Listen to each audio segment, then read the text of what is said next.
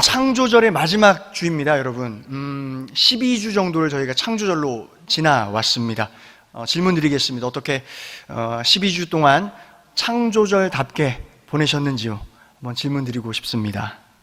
오늘 창조절을 이제 마무리하면서, 창조절을 이제 보내면서 창조신앙, 그 핵심이지 않습니까? 창조신앙에 대해서 다시 한번 새기면서 우리 나아가면 좋겠다 생각이 들어서 오늘 말씀을 준비했습니다.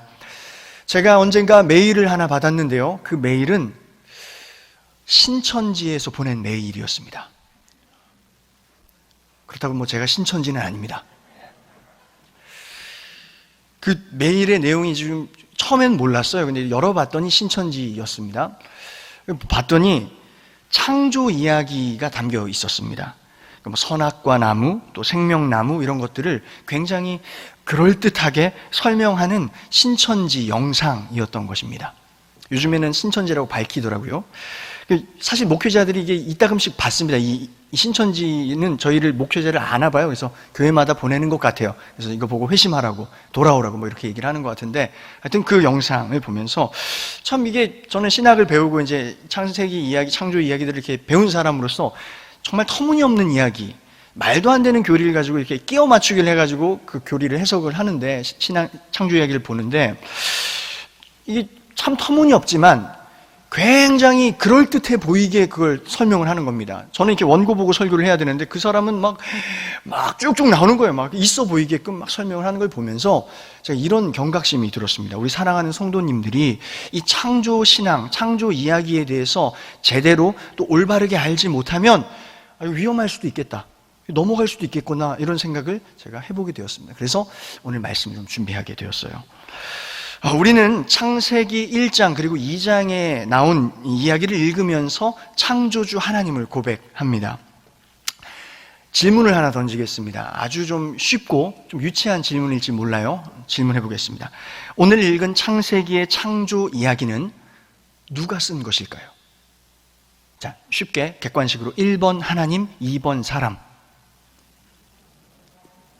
어떤 권사님 지금 사람 이렇게 당당하게 얘기해 주셨는데, 믿음의 고백으로 하나님이 쓰신 거고 하나님이 주신 건데 결국 사람을 통해 쓴 건 분명합니다. 맞죠? 하나님이 직접 써서 줬다, 막 붓으로 썼다, 이거 이렇게 생각하는 분은 안 계실 거라고 생각을 합니다. 그러면은 또 사람이 썼다 치면 이런 질문이 이어집니다. 태초, 지금 천지를 창조하는 그 이야기인데 태초에 하나님 옆에 어떤 사람이 그렇게 보면서 첫째 날, 둘째 날, 오케이, 셋째 날 이거구나, 이걸 보면서 썼던 사람이 있을까요? 그건 사람이 아니겠죠. 그죠? 그건 말이 안 되는 이야기입니다. 창세기에 쓰여 있는 이 창조 이야기는 이겁니다. 훗날, 태초에 쓴 게 아니에요. 그게 아니라 훗날에 살아계신 하나님을 삶 가운데 경험한 믿음의 사람들이 자신들의 그 믿음을 적어낸 그 고백이 바로 창조의 이야기입니다. 다시 한번 말씀드리면 이렇게 표현할 수 있을 것 같아요. 창조론은 물리학이 아닙니다. 과학이 아니라는 말이에요. 창세기의 이 창조 이야기는 하나님의 창조를 과학적으로 설명한 책이 아닙니다. 그게 아니라 오늘도 우리의 삶 가운데 역사하시는 그 우리 하나님께서, 우리가 경험하는 그 하나님 말입니다. 그 하나님께서 온 우주 만물을 창조하신 창조주이시다, 이 믿음을 선포하며 고백하는 것이 바로 창조 이야기다, 이 말입니다. 아멘이신가요? 네, 수준이 아주 높으십니다. 그러니 성경에 나와 있는 이 내용, 창세기를 비롯한 내용들을 보면서 이게 다 전부 과학적으로 사실입니다, 팩트입니다, 이렇게 주장하면서 과학을 믿을 거야 아니면 성경을 믿을 거야, 진화론이야 아니면 창조론이야, 둘 중에 선택해, 이렇게 할 필요가 없다라는 것을 제가 우선 말씀을 드리는 것입니다. 저는 어렸을 때 굉장히 혼란스러웠습니다. 왜냐하면 학교에서는 공룡 이런 거, 뼈 같은 것도 배우고 화석 배우고 했지 않습니까? 근데 제가 82년생인데 교회에 갔을 때, 그때만 해도 교회 학교 선생님들이 저한테 이렇게 얘기를 하는 겁니다. 공룡 없어, 공룡은 허구야. 이런 교육 한 번쯤 교회에서 받아본 적이 있으실지도 몰라요. 실제로 그때는 그런 이야기들이 있었습니다. 공룡 믿으면 안 돼, 큰일 나, 하나님 믿어야 돼, 성경 창세기 믿어야 돼, 창세기에서 공룡 안 나왔잖아, 이렇게 얘기를 하는 거예요. 그때 교육이 좀 그랬습니다. 제가 공룡을 얼마나 좋아했는지 모릅니다. 제가 사실 별명이 어렸을 때 공룡 박사였습니다. 공룡 이름을 막 줄줄 외웠던 사람. 그래서 공룡을 너무 좋아했던 어린이인데 공룡 책도 제가 사서 보지 않았겠습니까? 근데 그 책을 읽는 게 밤에 이렇게 몰래 읽는 게 뭔가 모를 어린 나이에 죄책감도 막 들고 그랬던 어린 시절이 제 떠오릅니다. 성경, 특별히 창세기의 창조 이야기의 핵심 가치는 거기에 있지 않다라는 거예요. 그게 뭐 팩트냐 아니냐 거기에 있는 것이 아니다. 과학으로 증명할 수 있느냐 없느냐 그것도 아니다 말씀을 드리는 겁니다. 그런데 여전히 창세기 창조 이야기를 과학적으로 증명하겠노라 이렇게 좀 주장하시는 분들이 계십니다. 노력하는 분들이 계세요. 물론 이제 그런 분들의 어떤 의도, 목적 이런 거는 제가 높이 평가합니다. 왜? 그것을 창세기 이 이야기를 과학적으로 증명할 때, 해낼 때에 하나님께 영광이 되리라 하는 그 믿음 때문에 하시는 것이죠. 물론 그것은 박수 쳐드릴만 하지만 사실 이 창세기 이야기를 과학적으로 증명할 수 없을 뿐더러 그렇게 할 필요도 없다라는 것을 제가 오늘 말씀드리고자 하는 것입니다. 대표적으로 여러분 창조과학회라고 들어보셨을 것 같아요. 한 번쯤 들어보셨죠? 창조과학회. 꼭 괜찮은 거 아니야? 맞는 거 아니야? 이렇게 생각하시는 분들이 계실지 모르겠는데 제가 이제 이게 어디서부터 시작됐는지 말씀드리는 겁니다. 이 창조과학회는 사실 얼마 되지 않았습니다. 1960년대부터 이제 미국에서 태동되어서 이제 막 등장한 주장들입니다. 특별히 여러분 아십니까? 제7일 안식교 그리고 통일교, 이단이죠. 사실 이 단체들에서, 이 종교 단체들에서 주장하는 이론, 그 기초, 교리를 바탕으로 이제 짜여진 이론입니다. 창조과학회가 주장하는 이론이. 극보수주의적 근본주의, 제가 언젠가 말씀을 드린 적이 있죠. 문자주의라고 얘기했어요. 그 문자주의의 그 신앙의 기초에서 만들어진 주장이 바로 이 창조과학회에서 얘기하고 있는 부분이다라는 겁니다. 한국에서는 1980년대부터 이제 이야기가 막 불거져 나오기 시작해 주장이 막 본격적으로 시작이 됐어요. 제가 그래서 배우던 그 교회에서의 나이와 좀 맞물리지 않습니까? 그들은 스스로 주장하는 것을 과학이다라고 얘기합니다. 과학이다. 근데 실제 일반 과학계에서는 그들의 주장을 그게 무슨 과학이냐라고 얘기합니다. 전문적인 연구도 없고 학술 논거나 뭐 확실한 증거 같은 게 없는데 그런 걸 어떻게 그 주장을 과학이라 할 수 있겠냐. 그래서 그냥 사실상 코웃음 치며 넘겨버리는 수준이라고 합니다. 뿐만 아니라 장로교, 또 감리교, 성공회 등 세례 주류 기독교 신학에서도 공식적으로 이 창조과학은 좀 문제가 있다. 이거 좀 건강하지 못하다라고 얘기를 하고 있는 추세입니다. 그런데 안타까운 것은 우리 한국 교계입니다. 한국 교계에 좀 특별하고 좀 이상한 부분들이 있습니다. 한국 교계 내에 아주 유명한 대형 교회 하나가 제가 어디라고 말씀드리지 못하지만 검색하면 바로 나올 겁니다. 그 교회가 이 창조과학 주장에 앞장서고 있는 상황입니다.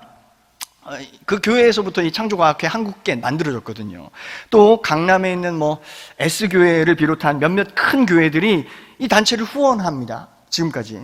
그러다 보니까 많은 일반 성도들이, 기독교인들이 그렇게 큰 교회들이 그렇게 말하는 거면 맞지 뭐 하면서 그냥 그런가 보다 하고 생각을 한다는 거죠. 많이 혼란스러워하는 경향이 있습니다. 너무 안타까운 부분입니다. 우리는 성경을 읽을 때에 여러분 성경이 기록될 당시를 헤아리면서 읽을 줄 알아야 합니다. 우리가 가진 그냥 우리의 수준, 인식, 관념 이것으로 읽는 것이 아니라 성경이 기록될 당시를 우리가 한번 생각을 해보아야 합니다. 이런 겁니다. 예를 들면 그때에는 성경이 기록될 당시에는 지구가 이렇게 돈다고 생각하지 않았습니다. 지구는 가만히 있는다. 지구 중심으로 생각해서 지구는 가만히 있고 해와 달이 지구를 중심으로 이렇게 도는구나라고 눈에 보이는 대로 그렇게 믿어왔던 시기이죠. 또 별이랑 해와 달이 있으면 별은 아주 작은 광명체에 불과하다고 생각을 했어요. 왜? 눈에 보이니까. 그때 당시에 눈에 보일 때 해와 달은 큰데 그 별은 작으니까 별이 작구나 생각을 했다라는 거예요. 근데 실제로 그렇습니까? 그렇지 않다라는 것이 과학적으로 지금 다 증명이 돼서 해보다 달보다 훨씬 큰 별들이 많이 있는 걸 이미 우리는 상식적으로 알고 있습니다. 그때 당시에는 그런 관념, 그런 인식 수준을 가지고 있던 사람들의 또 그들의 언어로 쓰여진 게 성경이다라는 것을 우리가 헤아리면서 넓게 헤아리면서 읽을 때 우리가 마음 편안하게 읽을 수 있게 된다라는 것입니다.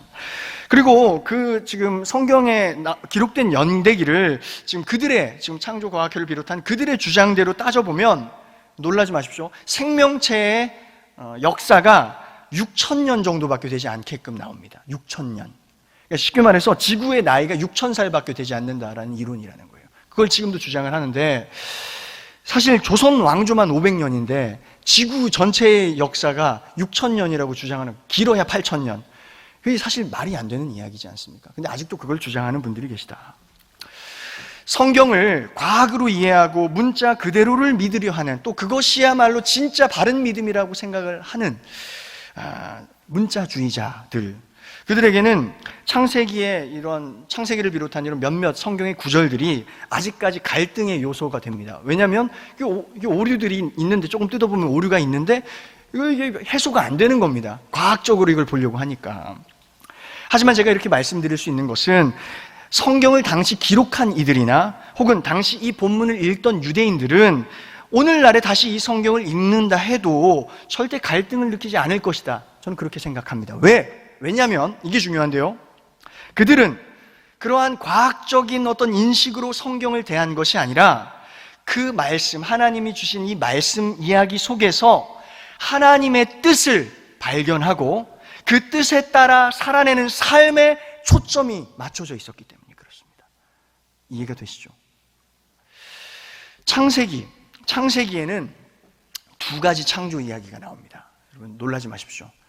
창세기는 두 가지 창조 이야기가 나오는데, 첫 번째 창조 이야기는 창세기 1장 1절부터 2장 3절. 여러분 성경이 있으신 분들은 펴서 읽으면서 검증하시면서 따라오시길 부탁드립니다.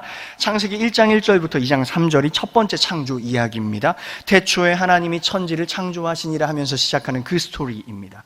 두 번째 창조 이야기가 바로 2장 4절부터 나오는데요, 이것이 천지가 창조될 때 하늘과 땅의 내력이니 하면서 나오는 스토리예요. 여기 에덴 동산 나오고 아담과 하와가 여기에 등장을 합니다.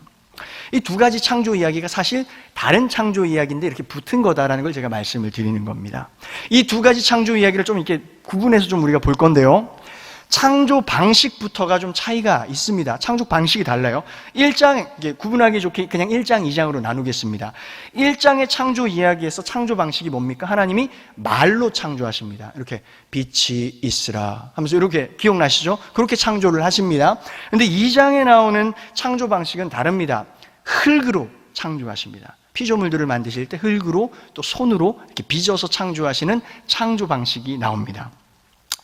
창조 순서도 완전히 다릅니다. 1장의 창조 이야기는 방금 언급한 대로 빛이 있으라 하면서 빛부터 만들었어요. 맨 처음에 빛을 만들고 하늘을 만들고 바다를 만들고 땅을 만들고 식물을 만들고 광명체를 만들고 그 다음에 동물을 만들고 마지막에 사람을 만듭니다. 이게 1장의 창조 순서입니다. 여러분 보고 계시죠? 그리고 2장은 또 좀 순서가 달라요. 2장은 사람부터 만듭니다. 맨 처음에 사람을 만드는데 엄밀히 말하면 남자부터 만듭니다. 아담을 먼저 만드는 거죠. 아담을 먼저 만들고서 그 아담에게 필요한 순서대로 만들기 시작하는데, 첫 번째 식물, 그 다음에 새와 동물, 그리고 마지막으로 여자, 이렇게 만듭니다. 창조의 순서가 달라요. 분명히 달라요. 그리고 이제 여자를 만들 때 남자의 갈비뼈를 취해서 만들었다, 이 이야기가 나옵니다. 창조 이야기가 두 개라니, 지금 저 목사님 또 이상한 얘기 한다 뭐 이렇게 보시는 것 같은데, 이걸 들어보신 분도 계시고 처음 듣는 분도 계시겠죠. 근데 제가 질문 드립니다. 이 두 가지가 다른 이야기라면 순서도 다르고 방식도 다른데 이 둘 중에 뭐가 팩트일까? 뭐가 진짜 사실일까? 이것을 검증해내는 것은 사실 크게 의미가 없다라는 것을 제가 말씀드리고자 말씀드린 거예요. 두 가지 이야기가 언제 그리고 어디서 쓰여진 것인지, 이것이 굉장히 중요한 우리에게 힌트가 됩니다. 1장의 창조 이야기는 언제 쓰여진 것이냐면 바벨론 포로기 때 쓰여진 것입니다. 그때 수집되고 형성된 이야기입니다. 그리고 어디서 쓰여진 것이냐면 홍수가 범람하던 그 지역에서 쓰여진 겁니다. 그리고 2장의 창조 이야기는 다른 시대에, 완전 다른 시대인데요, 다윗 왕조 시대에 쓰여진 이야기입니다. 여기 연대기를 잘 보시면 나오지만 이 앞에 있는 1장의 창조 이야기보다도 대략 700년 정도 먼저 쓰여진 게 두 번째 창조 이야기라는 걸 우리가 알 수 있어요. 그때 수집되고 형성된 창조 이야기가 두 번째 창조 이야기다. 그리고 어디서 쓰여졌느냐? 1장과 좀 반대입니다. 가뭄이 극심한 지역에서 나온 이야기예요. 가뭄이 극심한 지역에서 고백된 이야기다. 이게 굉장히 중요한 힌트가 된다는 겁니다. 1장의 창조 이야기가 2장에 나온 것보다 오히려 순서적으로는 뒤에 쓰여진 거라고 이렇게 우리가 볼 때에 700년 정도의 차이가 있다는 걸 우리가 생각하면서 다시 볼 때에 그러고 보니까 1장에 나오는 빛부터 만들고 뭐 이렇게 땅과 하늘과 땅을 이렇게 만들고 이런 순서가 조금은 더 두 번째 창조 이야기보다는 오늘 우리의 인식의 과학 인식과 조금 좀 비슷한 것 같은데라는 생각이 드실만 할 겁니다. 왜? 700년의 차이가 그동안 있었으니까, 두 번째 이야기에 비해서. 그 얘기를 좀 드리고 싶었던 거예요. 자세히 살펴보면 1장에 고백된, 이제부터가 진짜 중요한데요, 1장에 고백된 창조주는 마른 땅을 내시는 창조주 하나님이십니다. 왜? 아까 어디서 쓰여졌다 했습니까? 홍수가 매번 범람하는 지역에서 고백한 하나님이거든요. 필요한 하나님이죠. 창세기 1장 2절 그리고 6, 7절 읽어보겠습니다. 시작. 땅이 혼돈하고 공허하며 흑암이 깊음 위에 있고 하나님의 영은 수면 위에 운행하시더라. 이게 태초의 상태예요. 지금 하나님이 역사하시긴 창세 전입니다. 그 다음에 우리 5, 6절 6, 7절 시작. 하나님이 이르시되 물 가운데 궁창이 있어 물과 물로 나뉘라 하시고 하나님이 궁창을 만드사 궁창 아래의 물과 궁창 위의 물로 나뉘게 하시니 그대로 되니라. 아멘. 이게 지금 창조의 방식입니다. 물과 물을 나눴대요. 원래 물만 가득 찬 어떤 세상이었는데 하나님이 창조를 시작하시자 물과 물이 나뉘어서 하늘 위에 있는 물과 땅 아래에 있는 물로 나뉘었다라는 겁니다. 이제 상징적으로 표현하는 건데 마른 땅을 내시는 하나님의 창조를 지금 이야기하고 있는 겁니다. 홍수가 범람하던 지역에 필요한 하나님은 당연히 마른 땅을 내시는 분이었겠죠. 그 하나님이 바로 우리 창조주이시다라고 지금 믿음으로 고백하고 있다는 거죠. 2장의 창조주는 좀 반대에 가깝습니다. 반대로 물을 공급하시는 분이 우리 하나님이다 이렇게 고백을 합니다. 창세기 2장 5절 그리고 10절 읽어보겠습니다. 시작. 여호와 하나님이 땅에 비를 내리지 아니하셨고 땅을 갈 사람도 없었으므로 들에는 초목이 아직 없었고 밭에는 채소가 나지 아니하였으며 10절. 강이 에덴에서 흘러나와 동산을 적시고 거기서부터 갈라져 내 근원이 되었으니. 아멘. 동산 한가운데서 샘이 솟게 하셔서 첫째 강 비손, 둘째 강 기혼, 셋째 히데겔, 넷째 유프라테스, 사방으로 강을 내어서 물을 공급하시는 게 지금 하나님의 창조 역사라고 지금 기록을 해놓고 있습니다. 어디에서 쓰여졌다고요? 가뭄이 극심하던 지역에서 쓰여진 이야기다. 가뭄이 극심하던 지역에 필요한 하나님, 어떤 하나님이었겠습니까? 당연히 우리에게 마른 땅에 물을 공급하시는 하나님 아니었겠습니까? 우리가 믿는, 우리가 체험하는 이 하나님은 우리 이 마른 땅에도 물을 공급하시는, 생명수를 공급하시는 하나님입니다. 그렇게 담대하게 믿음으로 선포하며 그분을 의지하는 믿음을 담아낸 것이 이 2장의 고백이다라는 것입니다. 그럼 한 번 더 질문해 봅니다. 이 1장의 창조 이야기와 2장의 창조 이야기, 둘 중에 하나만 했어도 괜찮을 것 같은데 왜 이걸 정경화 작업하는 과정 중에 둘 다 붙여놨을까? 조금만 뜯어봐도, 연대만 이렇게 살펴봐도 이게 좀 혼란스럽고 헷갈릴 수도 있을 것 같은데 왜 이렇게 붙여놨을까?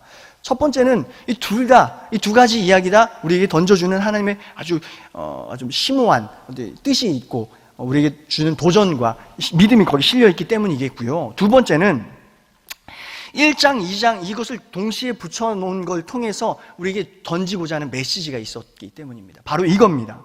한번 여러분 큰 소리로 같이 한번 우리 믿음의 고백을 읽어볼까요? 시작. 우리가 믿는 야훼 하나님은 우리가 극심한 가뭄 가운데 있든지 홍수가 범람하든지 어떠한 어려움과 고난 가운데서도 능히 우리를 건져내실 창조주 하나님이시다. 아멘. 이 고백을 도전하기 위해서, 우리에게도 그 신앙을 갖게 하기 위해서 이 창조 이야기를 두 개를 같이 우리에게 던져주고 있는 것이라는 거죠. 이러한 믿음의 고백이 바로 창조 신앙입니다. 태초의 창조주이신 하나님은 동시에 오늘 우리 삶에 구원을 베푸시는, 건져 주시는 그 하나님이시다. 이것을 고백하는 이야기이죠. 창조 이전 태초의 상태를 헬라어로 표현하면 카오스라고 합니다. 여러분 들어보셨죠? 카오스.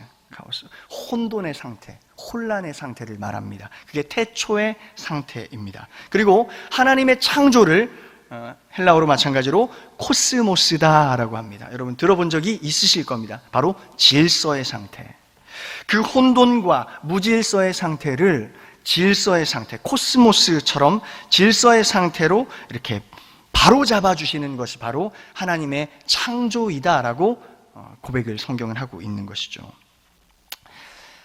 카오스, 그리고 하나님의 창조는 코스모스. 이것을 기억할 때에 그런 의미에서 봐도 오늘 살아가는 우리에게도 분명 이 창조의 역사가 필요하다 생각이 듭니다. 왜? 우리의 모습, 우리의 마음, 우리의 삶 바라볼 때에 카오스스러운 부분이 너무나도 많기 때문에 그렇습니다. 우리 마음은 작은 것에도 늘 흔들립니다. 늘 좌지우지됩니다. 혼란스럽습니다. 시끌시끌합니다. 조금만 뭐가 있어도 시끌시끌한 게 우리의 마음이죠. 또 코로나로 인해서 그렇지 않아도 좀 막막했던 우리의 인생, 우리의 삶이 더 깜깜해진 듯 합니다. 그래서 더 혼란스럽습니다. 우리 교회도 마찬가지입니다. 2년 가까이 우리 청빙 문제로 어수선하고 지금 혼란스럽습니다. 서로를 바라보는 눈빛도 좀 많이 달라진 것 같습니다. 온도차가 생긴 것 같습니다. 그야말로 혼돈, 혼란, 카오스스러운 부분이 아닌가 싶습니다. 바로 이럴 때, 바로 그러한 때 우리에게 필요한 것, 바로 그러한 때 우리가 발휘해야 할 믿음, 그 신앙이 무엇인가? 바로 그때 발휘할 것이 바로 창조신앙이다라는 것입니다. 우리의 창조주 하나님께서는 우리를 결코 이 혼돈과 무질서의 상황에 버려두지 않으실 것이다. 코스모스, 모든 것을 이내 제자리로 바로 잡아주실 것이다. 그게 우리가 믿는 창조주 하나님이시다. 이것을 믿는 믿음이 바로 창조신앙, 그리고 오늘 우리에게 필요한 믿음이다라는 것이죠. 아멘이십니까? 오늘 요한복음 9절 신약이죠. 아버지께서 지금까지 일하시니 나도 일한다. 예수님의 말씀입니다. 그렇게 말씀하시면서 안식일이었음에도 병자를 고치셨습니다. 저는 이것을 새 창조, 한번 따라할까요? 새 창조. 새 창조라고 표현하고 싶습니다. 오늘, 바로 오늘 필요한 새 창조.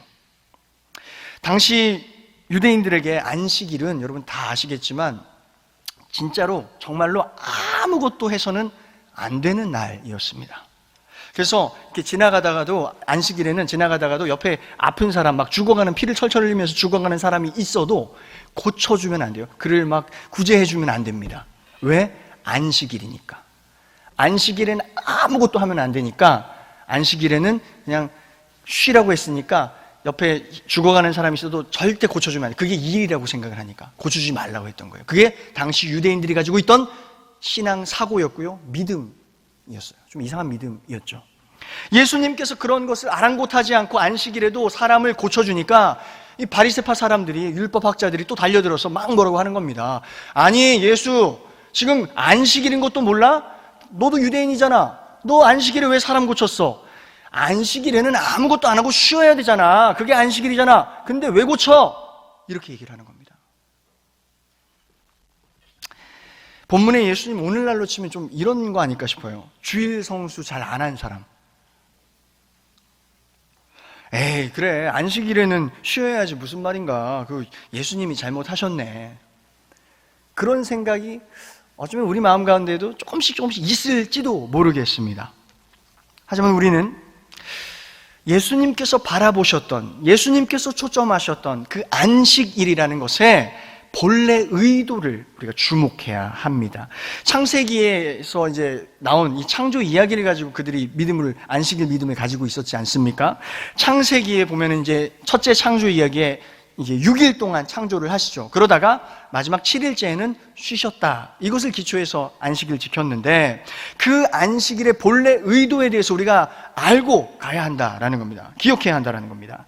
안식일 만드셨으니까 주일에는 일하지 말고 교회 와서 주일 성수 잘 해야 됩니다. 그렇지 않으면 축복 못 받습니다. 뭐 이 정도의 이야기를 하기 위해서 하나님이 안식일을 선포하신 것일까? 아니라는 겁니다. 아니라는 겁니다. 창세기가 기록되던 시대에도, 오늘날도 그렇지만 창세기가 기록되던 시대에도 365일 내내 놀고 먹기만 하는 그런 부류의 사람들, 그런 지배계급이 있었습니다. 또 반대로 365일 내내 단 한시도 쉬지 못하고 일을 해야만 하는 그런 존재의 사람들, 그런 부류, 그런 계급들이 존재했습니다. 사실 오늘날에도 좀 그런 부분이 없지 않아 있는데, 옛날에는 오죽했겠습니까? 고대에는 오죽했겠습니까? 노예 같은 사람들 말하죠. 쉬지 못해서 죽는 겁니다. 되게 젊은 나이인데 건장한 사람인데도 쉼을 안 주니까 죽어가는 겁니다. 그런 모습을 보시고 하나님께서, 모든 생명을 만드신 하나님께서 그렇게 핍박받는 이들을 위해 안식일을 선포하시면서 모든 인간들이 쉼을 누릴 수 있도록 하게끔 이 안식일을 제정하시고 선포하신 거라는 겁니다. 모든 생명은 쉼이 있어야 한다. 나를 기억해라. 나도 6일 동안 창조의 역사를 했고 7일째는 쉬었다. 나를 꼭 기억하고 나를 기념함을 통해서 모든 생명은 함께 안식해라. 이런 걸 명령하는 그런 선포의 의미라는 것이죠. 인간뿐만이 아닙니다. 여러분 구약 말씀을 여러분 보시면 다 기억하실 겁니다. 인간뿐만 아니라 모든 생명, 심지어 짐승도 쉬게 하라 했어요. 가축들도 쉬게 하라 했어요. 그리고 더 나아가서는 땅도 쉬게 하라 했어요. 이게 무슨 뜻이겠습니까? 사람들이 하도 네 땅이니 내 땅이니 그거 가지고 싸우고 있었던 겁니다. 서로 그 땅을 빼앗기 위해서 남들을 죽이는 그런 모습들을 보여왔던 겁니다. 너무 죄악된 것이죠. 하나님께서 그런 모습들을 바라보시면서 땅의 소유는 오직 나다. 하나님, 나밖에는 땅을 소유한 자가 없다. 이렇게 말씀하시면서 땅도 쉬게 하라. 그 안식일이 나중에 희년까지도 이어지게 되죠. 오늘날의 노동자들의 현실을 봐도 쉽게 안식할 수 없는 것 같습니다. 안식은커녕 사실 늘 위험에 노출되어 있는 것 같습니다. 우리가 뉴스를 통해서 보셨겠지만 과로로 이제 목숨을 잃어간 우리 택배 노동자들 우리가 기억하고, 또 엊그제는 인천 화장품 공장에서 불이 나서 3분 정도가 또 목숨을 잃은 걸로 제가 봤습니다. 노동이라는 것은 다 고귀하고 신성한 것이라는데 그 노동의 현장에서 사실 미비하고 잘 갖춰지지 않은 그런 현장에서 안타까운 죽음을 맞이한 그 사람들을 볼 때 참 가슴이 아픕니다. 우리는 기억해야 합니다, 여러분. 우리가 지금 이 따뜻한 성전에서 아름답게 예배를 하나님께 올려드리고 있지만 이 주일에도, 이 거룩한 주일에도 일을 해야만 먹고 살 수 있는 그런 사람들이 여전히 존재한다는 것을 우리는 좀 기억해야 합니다. 우리가 예배를 마치고 이제 저마다 이제 또 식당도 가고 또 뭐 여기 가까우니까 백화점도 가고 하지 않습니까? 거기 가서 우리가 이제 거기서 일하시는 분들 때문에 우리가 이제 오늘도 뭐 이렇게 소비도 하고 또 이렇게 뭐 이렇게 누릴 수 있는 걸 누립니다. 근데 한편으로는 우리 마음 가운데 종교인으로서는 아유 저 양반들 그 주일인데 예배는 안 드리고 일만 하고 있네. 돈 얼마 더 벌어보겠다고 이런 생각을 하면서 나도 모르게 은연중에 그들을 좀 무시하고 정죄하는 그런 시각들이 우리는 있진 않았나 한번 돌아보았으면 좋겠어요. 그러면 안 된다라는 거죠. 무엇보다 중요한 것이 무엇인가? 그들을 바라볼 때도 마찬가지예요. 무엇이 중요한가? 오늘 그들에게도 지금 이 성전 안에 있는 우리뿐만 아니라 그들에게도 하나님의 사랑은, 하나님의 은혜는 필요하다. 이것이 분명한 사실 아닙니까? 이거야말로 팩트 아니겠습니까? 예수님은 이러한 안식일의 핵심을 분명히 알고 계셨던 분이에요. 안식일에도 역사하시는 하나님의 능력을 알고 계셨습니다.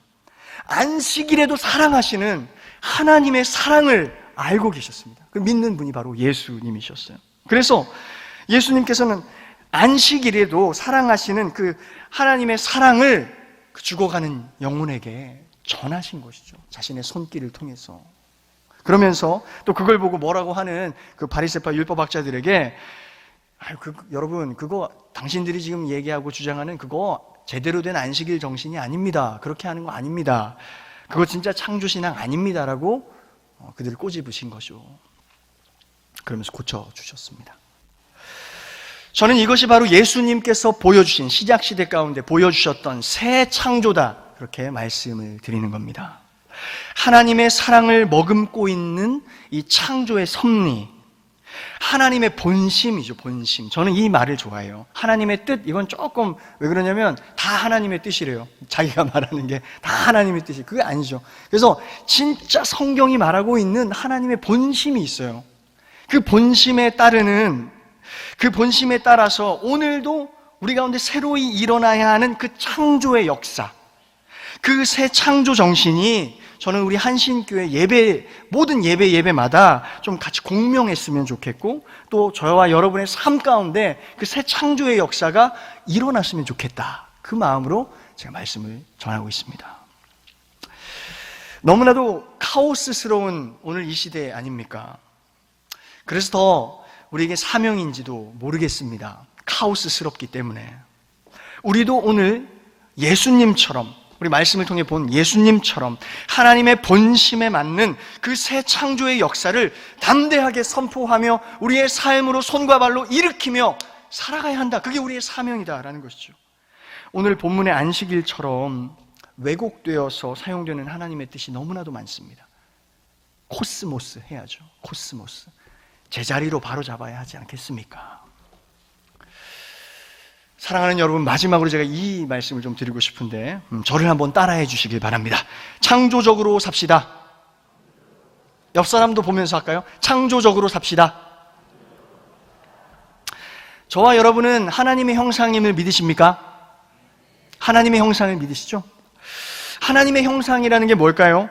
제가 저번에 말씀드렸는데 개인이 아니라 한 명 한 명 개인이 아니라 함께 잇대어 사는 우리, 그 우리가 바로 하나님의 형상이다라고 말씀을 드렸습니다. 우리의 형상대로 사람을 짓자, 이 말씀 기억하시죠? 그 우리가 바로 하나님의 형상이라는 거예요.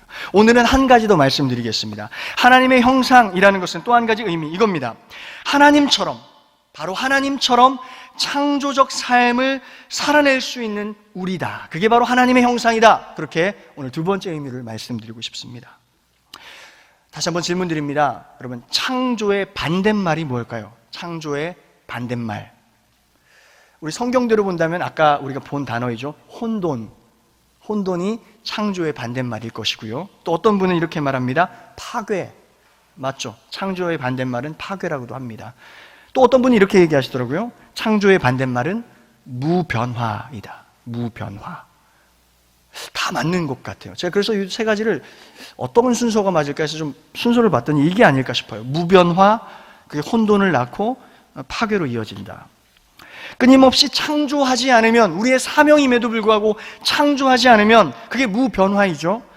그렇게 가면 혼돈 속에서 결국 파괴된다는 것이죠. 우리의 한 사람 한 사람의 영혼도 그렇고요, 인생도 그렇고요, 우리의 공동체도 마찬가지. 이해가 되시고 공감이 되시리라고 봅니다. 또 때로는 조금 순서가 바뀌어서 혼돈이라서, 너무나도 혼돈스러워서 이 창조적 삶을 포기하게 되는 경우도 있는 것 같아요. 에휴, 해서 뭐해? 많이 해봤어. 안 돼. 이렇게 되는 거죠. 하지만 그것은 여러분, 사명을 포기하는 것과 다름없습니다. 하나님의 형상으로서의 사명 말입니다. 올 초부터 코로나로 인해서 굉장히 많이 힘드셨죠? 혼란스러우셨죠? 많이 어려우셨으리라 봅니다. 저도 그랬거든요. 제가 청년들 담당하는데 청년들을 볼 낯이 없어요. 왜? 코로나로 그 상황 가운데 제가 청년들이 신앙이 막 무너지고 흔들리는 걸 제가 보면서도 해줄 수 없는 게 없다는 걸 보면서 너무나도 가슴이 아파서 진짜 실제로 제가 눈을 마주치는 게 좀 어려웠던 시기가 있었어요. 그 요 몇 달이었습니다. 또 우리 어린이 아이들 교회 문을 꽉 닫고, 교회 학교 문을 딱 닫아놓고 이제 애들이 어떻게 지내나도 모르고 정말 너무 답답한, 정말 제 마음이 혼란스러웠어요. 뭘 할 수 있을까? 교육 사역자로서 뭘 할 수 있나? 참 어려웠습니다. 하지만 부족한 종에게 하나님께서 도전을 주시기 시작했어요. 하반기에 접어들면서 또 귀한 동역자들을 붙여주셔서 여러 가지 좀 창조적인 사역을 좀 시도해보고 도전하게 되었습니다. 먼저는 여러분 주부를 통해서 이미 보셨겠지만 전도사님들과 함께 교회 학교 이름을 만들었어요. 이음한신이라고 여러분 아시죠? 이음한신. 그래서 이게 로고 공모전을 해가지고 이게 실제로 고3짜리 친구가, 우리 교회 고3 친구가 직접 디자인한 로고입니다. 교회 학교 이제 로고가 됐어요. 이만신 너무 잘 만들었죠? 그죠? 우리 한신교회 로고를 이렇게 기초해서 만든 겁니다. 또 한이와 신이 해가지고 아이들에게 좀 눈높이에 맞춰서 캐릭터를 만들어 보자, 우리 교회 학교에서 해서 창조했어요. 한이, 이것도 아이들이 직접 그려서 낸 그걸 바탕으로 만든 캐릭터입니다. 또한 한신교회의 찬양의 고백을 하나 좀 우리가 창조하면 좋겠다, 만들어내면 좋겠다 해서 청년들 비롯해서 또 우리 어린이부 아이들과 함께, 유스콰이어 아이들과 함께, 이거 지난주에 녹음을 했는데 같이 창작 찬양을 막 만들어서 불러보고 있습니다. 또 청년들과는 하나님의 아나운서라고 제가 이름을 했어요. 하나님의 아나운서라고 해서 성경 읽기 모임을 시작했습니다.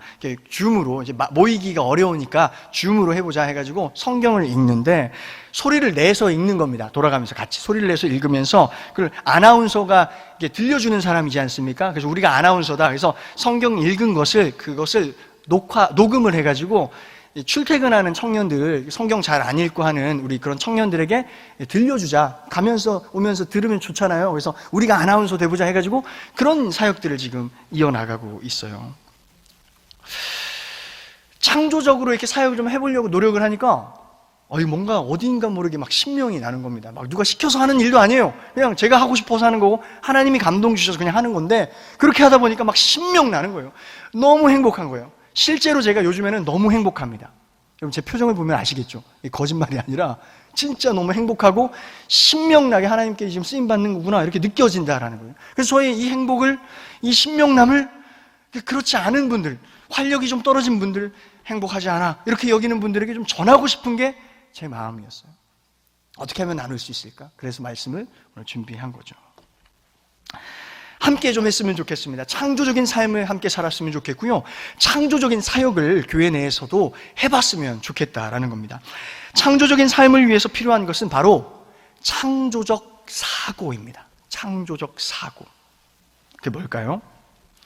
여러분, 마틴 루터킹 목사님 여러분 들어보셨죠? 아시죠? 흑인 인권 운동을 했던 마틴 루터킹 목사님. 암살을 당해 죽으셨습니다.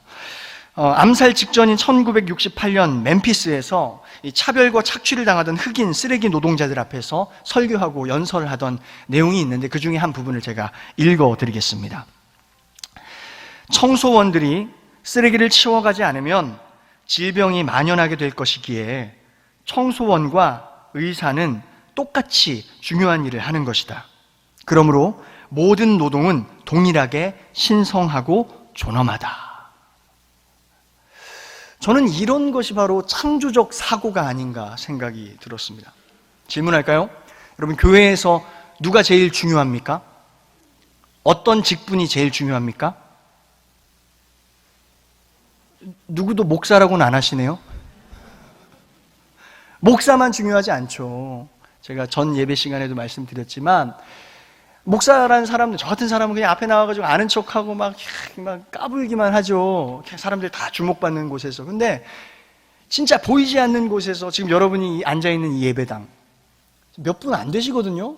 막 닦고 쓸고 하면서 예배를 준비하시는 그런 사역을 하시는 분들이 계세요. 환경 미화하시는 그런 분들이나 저나 저 같은 목사나 똑같이 신성하고 고귀한 그런 사역을 하는 거 맞지 않습니까? 인정하시면 아멘 해주십시오. 맞죠? 그게 저는 창조적 사고의 시작이라고 봐요. 장로님만 높습니까? 아니죠. 어린이들도 있지 않습니까? 어린이들. 우리 교회의 어린이들도 똑같이 존중받아야 하고 또 중요한 존재임을 믿으십니까? 저는 여기서부터 창조적인 사고가 나온다고 좀 봐요. 그러한 창조적 사고가 창조적 행동을 낳는 것이고요. 창조적 행동이 지속될 때, 한 번이 아니라 지속될 때에 그의 삶이 창조적인 삶이 될 수 있으며 그런 사람들이 많아질 때 세상이 어떻게 되겠습니까? 창조적인 세상이 되는 거죠. 그런 세상을 꿈꾸시길 축원드립니다. 여러분을 통해서 이루어질 거예요. 그게 또 하나님 나라이고요. 말씀에 근거해서 제가 창조적 사고를 한번 정리해 보았습니다. 제가 한번 읽어드릴 테니까 한번 들어보십시오. 창조적 사고는 모든 생명을 사랑하는, 살리는 사고이고 그 사랑으로 관계 속에서 평화를 일구어 나누는 사고이고 그 평화를 지키기 위해서 정의를 수호하는 사고이다. 그것은 절망을 희망으로 바꾸어내는 사고이며 불가능을 가능으로 바꾸어내는 사고이다. 또 죽음에서 생명을 낳는 사고이다. 저는 이 사고를 예수께서 보여주셨다 믿는 사람입니다. 어수선하고 혼란스럽고 혼돈에 가득 찬 이때에 우리가 할 수 있는 것, 우리에게 필요한 것은 가만히 있는 것이 아닙니다. 저 사람 저 사람이 하겠지, 목사들이 하겠지, 저 사람은 왜 그래? 이런 어떤 눈치를 보며 가만히 있는 것이 아닙니다. 끊임없이 창조적 사고를 통해서 적극적으로 하나님의 동역자 되어 창조적인 삶을 펼쳐나가는 것이 우리의 사명이라는 것입니다. 바로 예수님처럼. 이 말씀을 드리고 좀 마치겠습니다. 지난주였죠. 재직회를 했습니다. 저는 이제 신방이 있어가지고 재직회에 참여하지는 못했어요. 나중에 이제 다른 목회자들이 이 목사님도 좀 재직회 한번 보세요. 영상으로 이게 돼 있는 거 한번 보세요. 이렇게 얘기를 하는 거죠. 뭐 재밌는 거 있나 해가지고 이제 나중에 이게 봤습니다. 중요한 이야기들, 안건들 이렇게 잘 이렇게 통과되고 넘어가는 것들을 제가 지금 봤고요. 다른 일을 하면서 이게 틀어놓은 거라서 잘 이렇게 다른 건 잘 못 들었는데 어느 한 집사님, 남자 집사님께서 하시는 발언이 저의 마음에 확 인사이트가 되고 막 주목이 되었습니다. 그 집사님께서 하신 말씀의 요지가 이러합니다. 자기가 봤을 때 늘 자랑스러웠던 성도님들이셨는데 언제부턴가 조금 이렇게 성도님들이 좀 눈빛도 그렇고 좀 변화하시는 것 같더라, 이렇게 말문을 여셨어요. 너무 안타깝다라는 거죠. 너무 자랑스러운 성도님들이셨는데 서로를 바라보는 눈이 좀 변한 것 같아, 안타깝습니다, 이렇게 얘기를 하셔요. 그러한 지난날의 모습들, 서로 미워하고 손가락질하던 그런 모습들은 이제 좀 다 뒤로 하고 이제부터는 이런 표현을 쓰시더라고요. 무에서부터 다시 시작하는 마음으로 사랑하고 용서합시다, 이렇게 얘기를 하시더라고요. 약간 이렇게 눈물을 이렇게 보이시기도 하셨던 것 같은데 순간 공기가 이렇게 달라지는 걸 제가 느꼈어요. 그 집사님이 그 발언을 하시는데 순간 공기가 달라지는 거예요. 제가 영상으로 봤는데 느꼈다니까요. 아마 그 자리에 계셨던 분들은 다 느끼셨을 거라고 봐요. 그때부터 분위기가 좀 달라졌어요. 저는 이 말씀을 준비하고 있던 찰나였어요. 그래서 창조적인 삶이 뭘까 생각을 했는데 거창한 게 아닐 수 있겠다라는 생각이 좀 들었습니다. 거창한 게 아니에요. 그냥 공기를 바꾸는 거. 그것만으로도 굉장한 창조적인 삶이구나. 그렇게 할 때 진짜 굉장히 창조적인 사고를 하는 것이구나. 그것을 제가 느끼게 되었어요. 제가 이 발언하신 분하고 특별히 무슨 친분이 있거나 그러지 않습니다. 그냥 거리가 그렇게 가깝지도 않아요. 그냥 그분이 하셨던 그 말에 저희가 감동이 돼가지고 제가 전하는 이야기입니다. 사랑하는 우리 한신교회 성도 여러분, 오늘 저와 여러분에게 주어진 자리가 있습니다. 지금 세워두신 그 자리 말입니다. 그 자리에서 부디 선한 것을, 또 아름다운 것을 매일매일 창조해내시기를 간절히 소망합니다. 소소한 것도 괜찮습니다. 여러분 집에 가셔서 남편과 아내 서로 간에 아름다운 것을 창조해 보십시오. 우리 부부관계가 너무 오래됐는데 뭘 창조합니까? 아니요, 오늘부터 사명을 가지고 하셔야 한다라는 겁니다. 일터에서, 교회에서, 여러분 마주하는 모든 관계 속에서 하나님의 선한 창조가 일어나길 축원합니다. 하나님의 본심을 드러내는 선한 것들을 창조해내서 영혼을 살리는 여러분 모두 인생 되길 간절히 축원합니다. 다시 한번 말씀드리면 여러분은 하나님의 형상을 지녔습니다. 창조의 능력이 있습니다. 우리 서로를 보고 인사하며 마치겠습니다. 저를 따라 인사해 주세요. 당신은 하나님의 동역자입니다.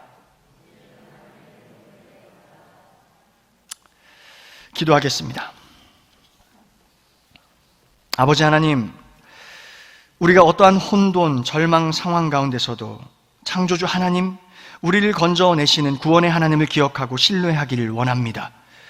오늘 우리에게 믿음을 더하여 주셔서 그 하나님을 바라보게 하여 주시옵소서.